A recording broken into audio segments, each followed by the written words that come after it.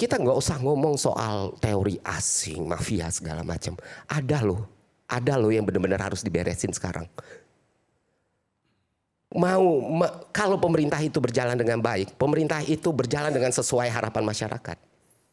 Kita nggak perlu takut dengan ancaman-ancaman seperti ini. Tapi masalahnya adalah respon dari pemerintah. Bagaimana kita bisa menemukan solusi yang tepat kalau identifikasinya selalu keliru? Yang dianggap masalah adalah kausalitas, bukan penyebab kenapa semua ini terjadi. Ya, saya harus tanyakan ini, Bung Ferry. Kalau seandainya hal seperti ini, saya ingin menanyakan, Anda tidak mempercayai bahwa ketika ada unjuk rasa maka bisa siapapun menunggangi? Iya, saya percaya itu bisa terjadi. Tapi Anda tidak percaya dalam konteks ini dilakukan oleh pihak asing misalnya? Gini. Kalau kita bicara silogisme bukan berarti tidak bisa. Ya semua pihak bisa. Tapi semua kemungkinan bisa. Semua kemungkinan bisa. Tapi kalau pemerintahnya berjalan dengan baik, ini semua nggak akan terjadi. Identify problemnya tuh bukan kausalitas dari situ. Ya kenapa anggota DPR merespon seperti itu? Kenapa aparat represif? Kenapa kebijakan publik seperti ini? Kenapa ketika daya beli sedang menurun, orang-orang sulit mencari pekerjaan, anggota DPR harus naik tunjangan? Kenapa bukan itu yang dibahas gitu loh? Kenapa yang dibahas selalu adik-adik mahasiswa ini? Kenapa selalu dibilang, oh ini aksi terorisme, maka penjahatnya bukan kami, Pak. Penjahatnya bukan kami. Emang kita nggak mau hidup tenang, hidup damai? Banyak orang yang mau kerja. Betul, saya sepakat dengan Anda, bahwa makanya di awal tadi saya katakan, ini bukan soal unjuk rasa. Unjuk rasa nggak ada masalah. Nggak ada masalah. Titik gitu ya. Yang masalah adalah aksi massa yang brutal. Yang kita yakin itu bukan dari pengunjuk rasa. Itu yang kita bahas hari ini. Oke. Siapa mereka? Itu kan pertanyaannya. Supaya ini kemudian tidak terulang kembali dan bisa diidentifikasi. Kalau kita bertanya siapa mereka, makanya balik lagi. Ketika kita melihat semua, ini masalah nih. Kita ngelihat elephant in the room-nya dulu nih. Sebelum kita ngomong teori, tentu kita udah bosan dengan semua teori konspirasi dan semua cocok logi yang ada kan. Setuju nggak teman-teman? Kita melihat fakta di lapangan dulu nih. Makanya ketika kita berpikir dengan benar, berpikir dengan teknokratik, berpikir dengan akademik, tentu identify the problem dulu, baru ketemu solusi. Jangan langsung jump to conclusion. Oke. Identify problem ini. Nah sekarang kita tarik tanggal 25. Itu kan gampang.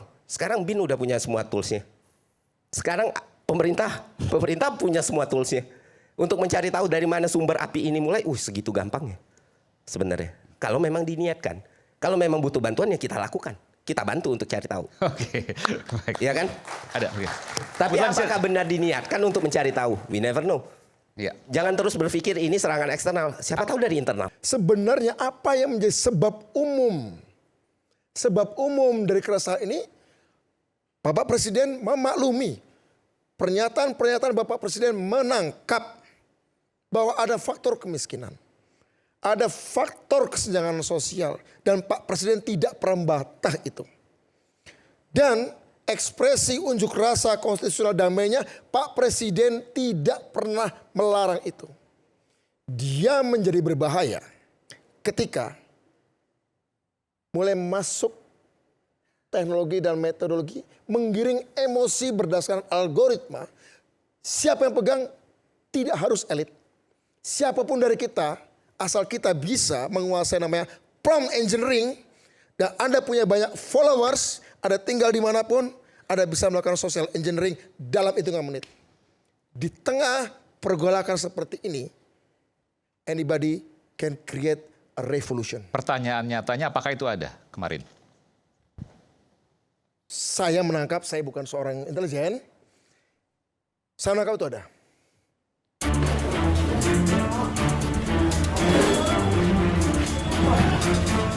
Penjarahan yang terjadi di rumah pribadinya di Jalan Mandar, Bintaro, Minggu dini hari membuat bekas luka mendalam bagi Menteri Keuangan Sri Mulyani Indrawati. Melalui akun media sosialnya, SN Indrawati, bendahara negara itu memposting gambaran luka penjarahan terhadap dirinya dengan mengabarkan hilangnya lukisan bunga karyanya sendiri akibat dicuri penjara berjaket merah. Sri Mulyani mengatakan lukisan bunga yang ia lukis sendiri 17 tahun lalu itu merupakan hasil dan simbol perenungannya serta kontemplasi diri.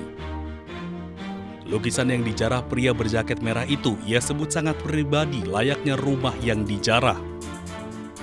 Ia menganggap hilangnya lukisan karya pribadinya karena di jarah itu serupa dengan hilangnya perasaan aman, kepastian hukum, dan kemanusiaan yang adil dan beradab dari bumi Indonesia.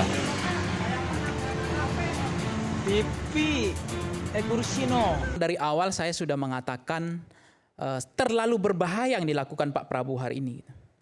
Karena di dalam politik kesetiaan itu tidak bisa dibagi. Apalagi mencoba ada kesetiaan baru. Karena punya kesetiaan lama, ya kan? Loyalitas ganda itu nggak bisa. Apalagi matahari kembar, ya. Artinya berhentilah Pak Prabowo mengasuh, ya, geng Solo ini, ya kan? Maksudnya? Akibatnya adalah 9 orang ini korban. Karena nation state, presiden tidak mengendalikan penuh intelijennya, ya, Polri-nya, panglimanya, disorder, ya kan? 2019 yang terjadi adalah bisa 1 kali 24 jam. Sekarang kok bisa seperti ini perjalanannya panjang sekali. Tetapi ini kekacauan hari ini adalah kondisi bagaimana negara dibuat tidak kuat. Gitu. Jadi memang menurut saya harus diselesaikan. Enggak, sebentar. Ini tudingan menurut saya agak serius nih. Maksudnya geng Solo yang berada di balik ini atau seperti apa? Ini supaya jelas kita. Contoh, saya mau ambil indikasi. Iya. Supaya terukur, supaya saya nggak menuduh. Saya kan geng Solo kan banyak, nggak tahu siapa kan? Ya kan geng Solo. Diduga siapa? Solo banyak, ya nggak? Han Solo misalnya. Ya, Han Solo kan saya nggak sebut nama, geng Solo banyak. Orang Solo, warga Solo 2 juta, 3 juta juga banyak. Ya kalau dibangun logikanya para menteri yang disebut itu bagian dari geng Solo, berarti Pak Prabowo itu bagian dari geng Solo juga itu. Karena dia kan bagian dari kabinetnya Pak geng Solo. Kalau logikanya itu soal menteri-menteri yang disebut ya. Vox Populi, Vox Dei, suara rakyat adalah suara Tuhan, itu yang paling penting. Dan bicara aksi, anarkisme dan lain sebagainya, ya tentu kita juga sepakat sejak awal bahwa kerusuhan, anarki dan lain sebagainya itu sudah melakukan pelanggaran-pelanggaran hukum dan harus ditindak tegas karena itu yang merugi juga kita semua. Rakyat Indonesia yang rugi ketika ada fasilitas umum dan lain sebagainya. Dan ini ditindak. Nah, 2 hal ini yang menjadi penting catatan kita ketika peristiwa yang begitu besar yang menyita semua perhatian. Bahkan Presiden pun menjadi sangat konsen untuk menyelesaikan kasus ini sampai membatalkan perjalanan ke Tiongkok. Jadi menurut saya coba kita untuk memberi ruang pemerintah, memberi ruang aparat dan lain sebagainya untuk coba satu persatu akan diselesaikan. Dan saya meyakini betul ini dalam proses penyelesaian termasuk tadi siapa yang mendanai, siapa yang menjadi oknum dan lain sebagainya. Sabar, insya Allah semua akan terungkap dengan cepat dan hargai proses yang sudah dilalui dan sekarang sudah semua apa yang disebut tadi Aiman dan lain sebagainya akan diperiksa, diselidiki apakah memang ada keterlibatan dan lain sebagainya. Tapi anggota dewan jangan lagi empati dan menurut saya itu melukai rasa keadilan masyarakat, itu jauh lebih penting.